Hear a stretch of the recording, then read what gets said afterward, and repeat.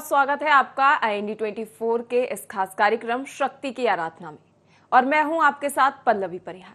शारदीय नवरात्रि का पावन पर्व चल रहा है, जो देवी दुर्गा के 9 स्वरूपों की महिमा और शक्ति का प्रतीक है। नवरात्रि के दौरान हम देवी दुर्गा के 9 रूपों की पूजा करते हैं और उनकी कृपा को प्राप्त करने के लिए व्रत और उनकी आराधना करते हैं।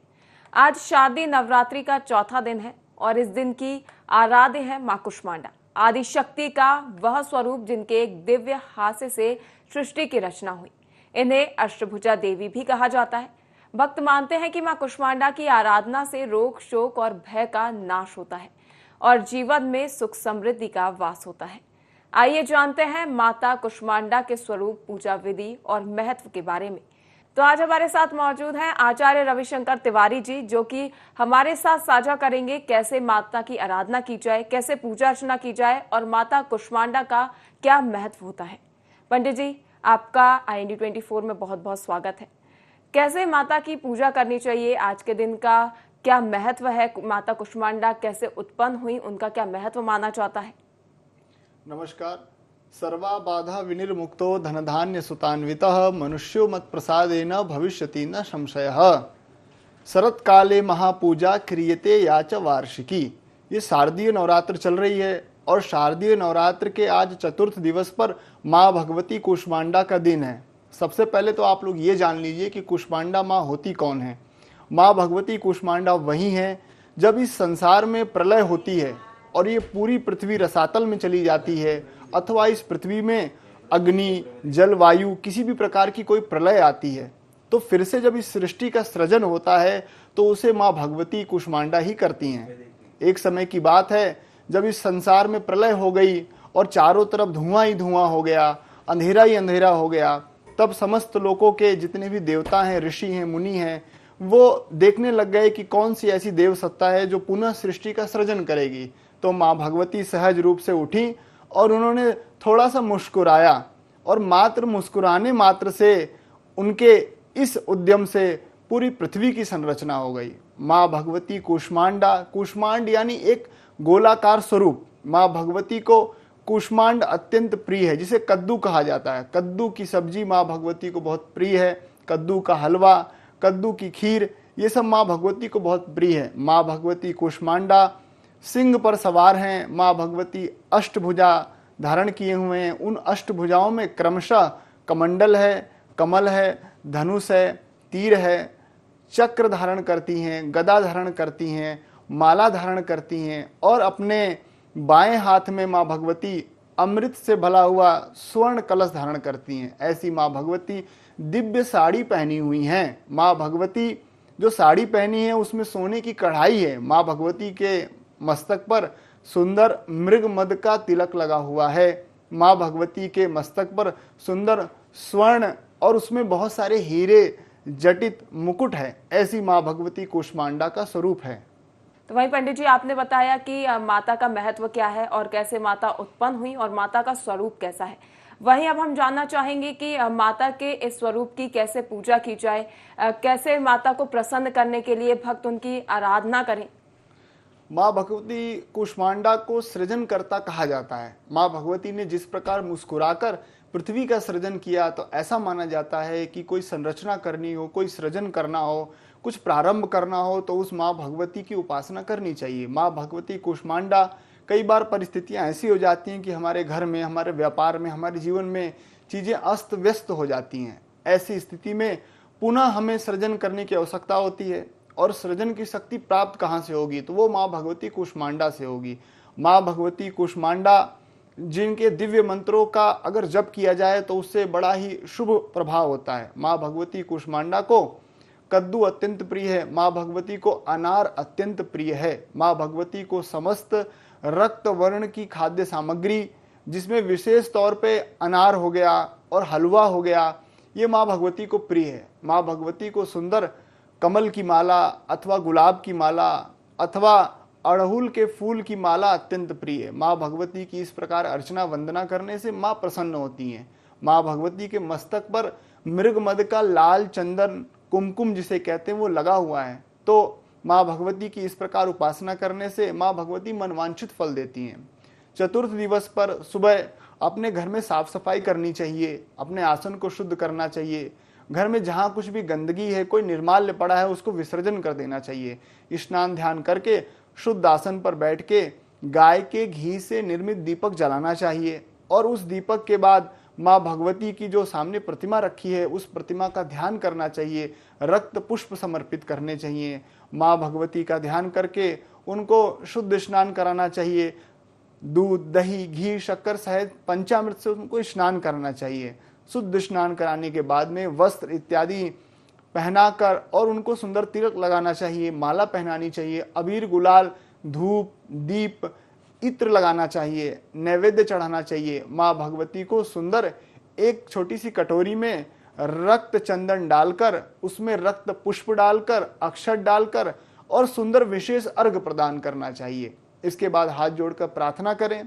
फिर माँ भगवती का ये जो मंत्र है ओम कूष्मांडायै नमः, इस मंत्र की उपासना करनी चाहिए, अधिक से अधिक ये मंत्र जपना चाहिए। हो सके तो माँ भगवती कूष्मांडा की एक फोटो होनी चाहिए जिसमें वो अष्टभुजा रूपधारी हैं। उस फोटो को देखकर उनको हृदय में धारण करके माँ भगवती की इस प्रकार पूजा करने से माँ भगवती शीघ्र प्रसन्न हो जाती हैं। बिल्कुल पंडित जी, जैसा कि आपने बताया माता की पूजन विधि क्या है, माता को भोग में क्या प्रिय है और माता का मंत्र क्या है, लेकिन कई ऐसे भक्त भी हैं जो पहली बार माता की सेवा करते हैं, उनकी पूजा अर्चना करते हैं, तो ऐसे में कौन से नियम है जिनका पालन भक्तों को करना चाहिए?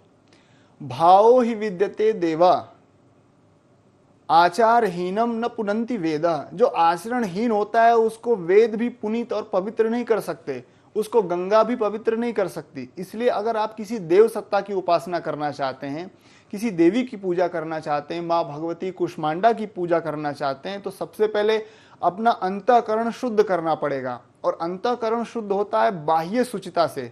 सबसे पहले आपके घर में साफ सफाई होनी चाहिए, आपके घर में अक्रोध होना चाहिए, किसी के ऊपर अनावश्यक रूप से क्रोध ना करें, किसी से वैर ना करें, कहीं बार बार घर में एक दूसरे से कूटनीति राजनीति और लालच ना प्रकट करें, सबके प्रति समभाव रखें। कोई छोटा है तो उसको प्रेम दें, कोई समकक्ष है तो उसको आदर दें, कोई बड़ा है तो उसका सम्मान करें। जब आप ऐसा करके और फिर तैयारी करेंगे और फिर माँ भगवती के पास समीप जाएंगे, क्योंकि जूठे जो फल होते हैं, जूठे जो पुष्प होते हैं, जो सूंघी हुई धूप होती है वो माँ भगवती को नहीं चढ़ती, देवताओं को नहीं चढ़ती। तो अंतःकरण की शुचिता, बाह्य शुचिता जब अच्छी होती है तो उसमें अच्छे विचार आते हैं, और जब वो अच्छे विचार आते हैं तो माँ कूष्मांडा उन विचारों को ग्रहण करती हैं। ये माँ भगवती के पूजन का क्रम है। घर में साफ सफाई रखें, जो भोजन इत्यादि बनाते हैं उसमें पवित्रता रखें, हो सके तो अपने हाथ से ही बनाएं, अथवा बाहर की कोई भी वस्तु, बाहर जो पकाई गई हो ऐसी वस्तु न मंगाएं। घर में सुंदर गाय के घी का हलवा बनाएं, खीर बनाएं, पूड़ी बनाएं, चने की सब्जी बनाएं, और जो आपके घर में उपलब्ध हो। कुछ नहीं हो तो घी में थोड़ा गुड़ मिलाकर माँ भगवती को अर्पित करें। घर की साज सजावट करें, घर में सुंदर रंगोली बनाएं, पुष्पों की माला अपने जो घर का मंदिर है वहां पर लगाएं, सुंदर से सुंदर घर को बनाएं। घर में कम से कम सामान रखें, बहुत सारा कूड़ा कबाड़ा कचरा इकट्ठा करके ना रखें। बहुत सारे जो वस्त्र पड़े रहते हैं इधर उधर, उन सबको घर से विसर्जित कर दें, अथवा किसी को दे दें, अथवा व्यवस्थित करके रखें। घर में शांति बना के रखें। अगर आप ऐसा करेंगे तो माँ भगवती की कृपा होगी। घर के द्वार पर सुंदर रंगोली सजानी चाहिए, जल से सिंचन करना चाहिए, गाय के गोबर का लेपन करके वहां पर रंगोली बनाकर एक दीपक रखना चाहिए, एक सुंदर जल से भरा हुआ कलश रखना चाहिए। इस प्रकार जब आप तैयारी करेंगे तो माँ भगवती प्रसन्न हो जाएंगी। बिल्कुल पंडित जी, आपने हमारे दर्शकों के साथ सभी बातें साझा की। वहीं हम जानना चाहेंगे कि भक्तों को ऐसे कौन से वस्त्र पहनने चाहिए, ऐसा कौन सा जो रंग है वो धारण करना चाहिए जिससे माता प्रसन्न होंगी? गणेशस्य दुर्वांकुरान, विष्णोस् तुलसीदनम, शिवस्य बिल्व पत्राणी और अम्बा नानाविध पुष्पाणी। माँ भगवती को विविध प्रकार के रंग प्रिय हैं, इसलिए आप माँ भगवती के सामने सर्वप्रथम तो रक्त वर्ण का कोई वस्त्र धारण करें, अथवा पीत वर्ण का कोई वस्त्र हो, अथवा श्वेत वर्ण का वस्त्र हो, अथवा नीले रंग का कोई वस्त्र हो। अम्बा नानाविध पुष्पाणी, किसी भी प्रकार का कोई भी वस्त्र किसी भी रंग का धारण कर सकते हैं। काले रंग का जो वस्त्र होता है, ये अत्यंत गाढ़ा नीला जो वस्त्र होता है वो वर्जित होता है। इसके अलावा अलग अलग प्रकार के वस्त्रों को धारण कर सकते हैं। अपने आसन को शुद्ध रखें, अपने मस्तक पर चंदन लगाएं। अगर आपका यज्ञोपवीत हो गया है तो जनेऊ धारण करें। और उसके अलावा वस्त्र और उपवस्त्र, अपने कंधे पर एक गमछा होना आवश्यक है। उसके अलावा अगर महिलाएं हैं, स्त्रियां हैं, कन्याएं हैं तो वो वेणी बंधन करें, अपने बालों को बांध के रखें। ऐसा करने से माँ भगवती प्रसन्न होती हैं। सुंदर गजरा लाना चाहिए, माँ भगवती को अर्पित करना चाहिए और अपने बालों में भी सुंदर गजरा लगाना चाहिए। देवम भूत्वा देवम यजेत, देव बनकर देवताओं की पूजा करनी चाहिए। जी बिल्कुल पंडित जी, हमने ये जाना कि कैसे माता को प्रसन्न किया जाए, माताओं को क्या प्रिय है जिन जैसे पूजा करने से माता प्रसन्न होंगी। लेकिन अब हम जानना चाहेंगे कि वे ऐसी कौन सी चीजें हैं जिससे माता नाराज भी हो सकती है, जो कि माता की पूजा में जो चीजें वर्जित होती हैं, जिनको चढ़ाने से माता रुष्ट हो सकती हैं। देखिए, माला तो कर्मे फिरे, जीभ फिरे मुख माही, और ये मनवा दस दिश फिरे, यह तो सुमिरन नाही। माला हाथ में फिरती रहती है और जीभ मुख में फिरती रहती है और ये मन 10 जगह भटकता है। ये भगवान का भजन नहीं है। भगवान का भजन है कि जो माँ भगवती कूष्मांडा जिन्होंने समस्त सृष्टि की संरचना की है, प्रत्येक जीव जगत चराचर प्रत्येक वस्तु माँ भगवती की ही है। हमारी इस पृथ्वी को गंदा नहीं करना है। यत्र तत्र सर्वत्र कूड़ा कचड़ा नहीं फेंक देना है। हर जगह हर वस्तु को सजो कर रखिए। हमें एक पुष्प की आवश्यकता है तो पूरा का पूरा टहनी नहीं तोड़ना है, एक पुष्प ही तोड़ना है।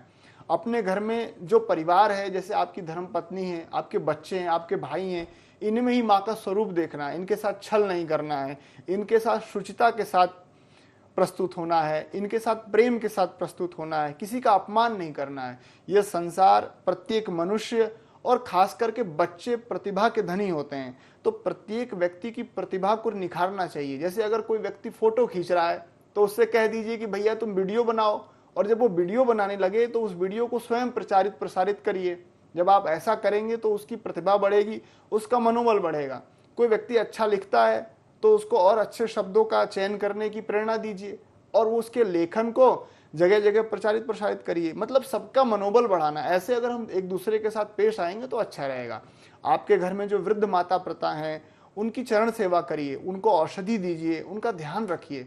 रात्रि में सोते समय उनके पैरों में तेल की मालिश करिए। ऐसा करने से उनका प्रत्यक्ष आशीर्वाद प्राप्त होगा। जो माँ है, माँ जो शब्द है वो सृष्टि का सबसे अमूल्य शब्द है। माँ जो शब्द है उसमें करुणा है, ममता है, दया है, प्रेम है, वात्सल्य है, कृपा है। और ऐसी माँ की अगर हम सेवा करते हैं, अगर समस्त सृष्टि को सर्वरूपमयी देवी सर्वम देवी मयम जगत, ये जो देवी है ये सर्वरूपमयी है। हर एक रूप में माँ भगवती कूष्मांडा ही समाहित है। इसलिए यत्र तत्र सर्वत्र सब जगह भगवान ही है, ऐसा समझकर ऐसा ही व्यवहार करना चाहिए। पंडित जी, आपने माता कूष्मांडा के बारे में जानकारी साझा की। वहीं अब हम जानना चाहेंगे कि जो पूरे 9 दिन हैं और इस बार जो नवरात्रि है वो 10 दिनों की मानी जा रही है, तो इस दौरान ऐसी कौन सी तिथि है जो घट रही है, बढ़ रही है, या उसके बारे में जब भक्त जानना चाहेंगे? जी बिल्कुल, इस बार जो शारदीय नवरात्रि है ये 9 दिन की ही है, परंतु जो 9वीं तिथि है वो 1 तारीख को 1 अक्टूबर को भी प्रातः व्याप्त है। इस कारण से माँ भगवती का जो विसर्जन इत्यादि होना है, जो 9वीं होम इत्यादि होना है, वो 1 तारीख को यानी 10वें दिन प्रातः कर सकते हैं। इसके अलावा जो 9 दिन के क्रम है, 9 दिन का जो देवियों का स्वरूप है वो उसी क्रम में पूजा होगी। अष्टमी को यानी कि 30 तारीख को माँ भगवती का विविध स्तोत्रों से, विविध मंत्रों से उनका पूजन करना है, उनका हवन करना है, विशेष आहुतियों से उनको आहुति प्रदान करनी है।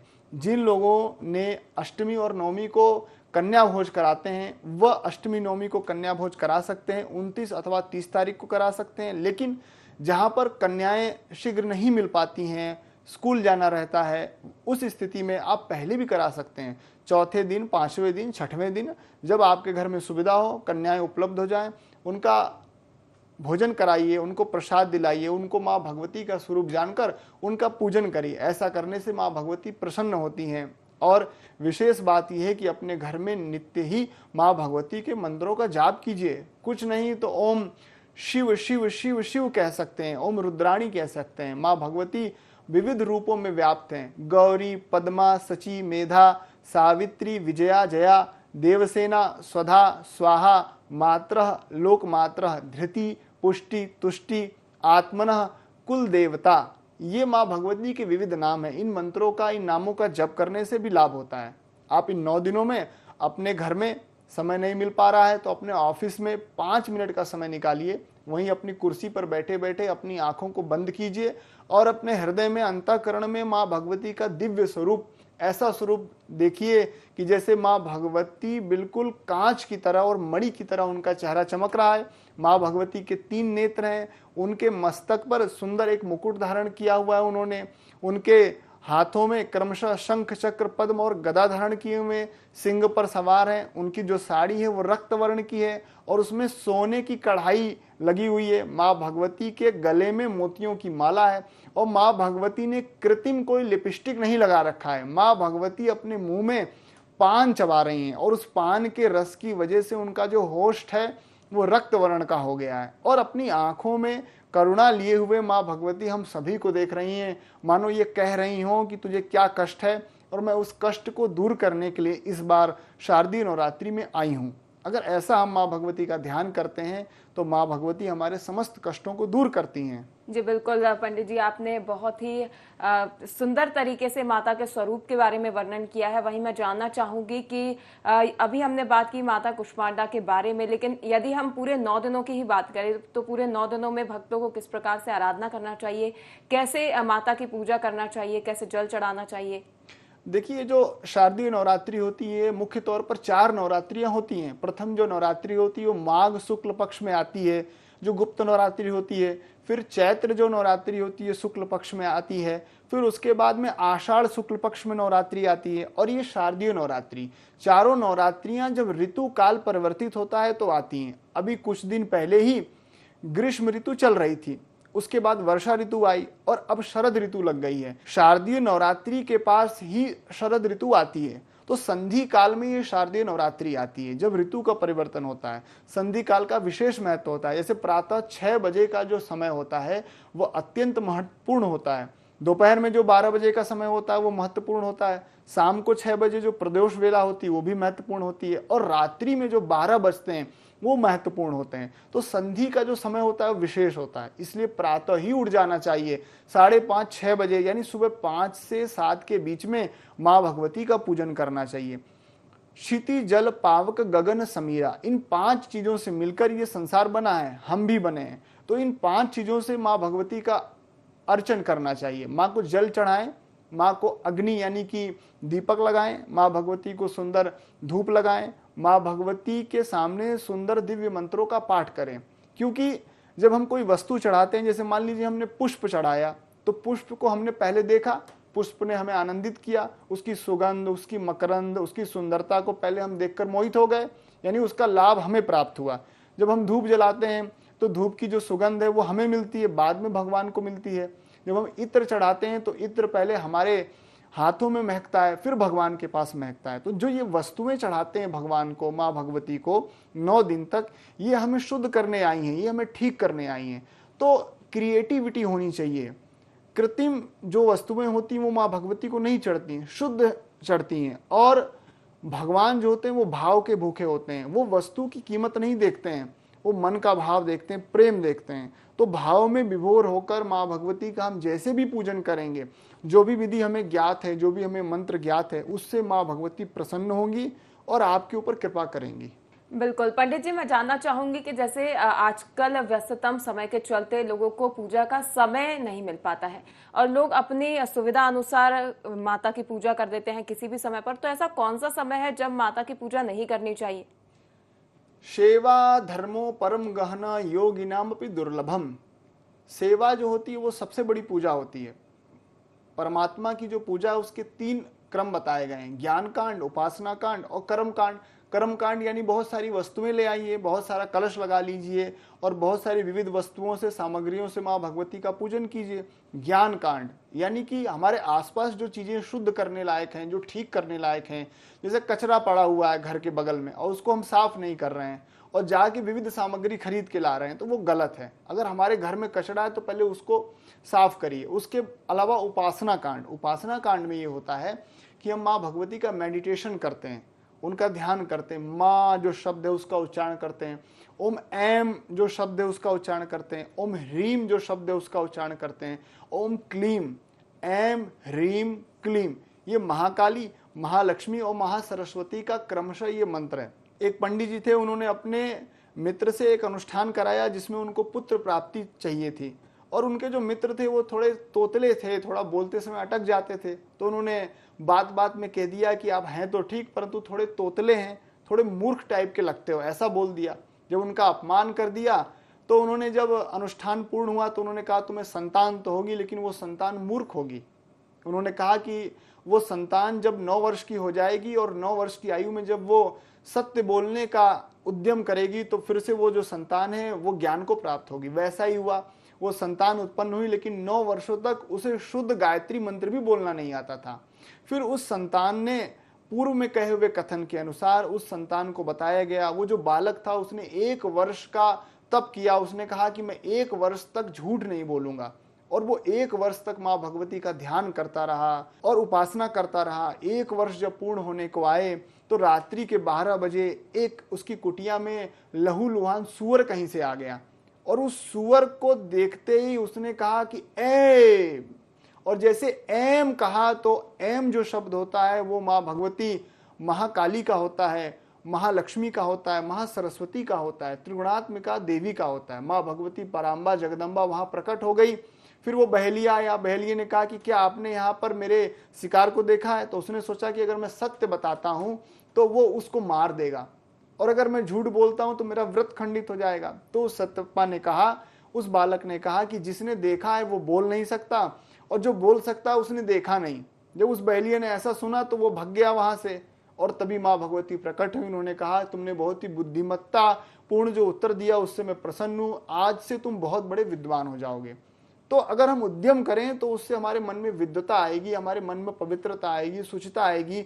हमें क्या करना है, क्या हेय है, क्या निंदनीय है, क्या त्याज्य है और क्या ग्राह्य है, इसका हमें ज्ञान हो जाएगा। यही माँ कृपा करती हैं और इसी से जीवन चलता है। वही पंडित जी, हमने अभी माता के स्वरूपों के बारे में और माता से जुड़ी जो किंवदंतियां, जो कथाएं प्रचलित है उसके बारे में आपने हमें बताया, लेकिन आप अपनी तरफ से हमारे दर्शकों को क्या बताना चाहेंगे? कोई ऐसा मंत्र जो कि भक्तों को उच्चार करना चाहिए जिससे उनका उद्धार होगा और माता प्रसन्न होगी? बिल्कुल, शुभस्य शीघ्रम, जो शुभ कार्य होते हैं उनको शीघ्रातिशीघ्र कर लेना चाहिए, क्योंकि विज्ञान ऐसा कहता है कि मन में कोई भी विचार 10 सेकंड के लिए आता है। अगर अच्छा विचार है और 10 सेकंड के अंदर आपने कर लिया तो वो कार्य हो जाता है, और बुरा विचार है और 10 सेकंड तक अगर आपने अवॉइड कर दिया तो फिर वो विचार चला जाता है। तो शीघ्रातिशीघ्र जब शुभ विचार आए तो उनको कर लेना चाहिए। माँ भगवती, क्योंकि मननाद त्रायते इति मंत्र, जो मन को त्राण कर दे, जो मन को शुद्ध कर दे, पवित्र कर दे, वही मंत्र है। मंत्र में बड़ी शक्ति है। जपात सिद्धिर जपात सिद्धिर जपात सिद्धिर न संशयः, मंत्र जाप मम दृढ़ विश्वासा, पंचम भजन सो वेद प्रकाशा।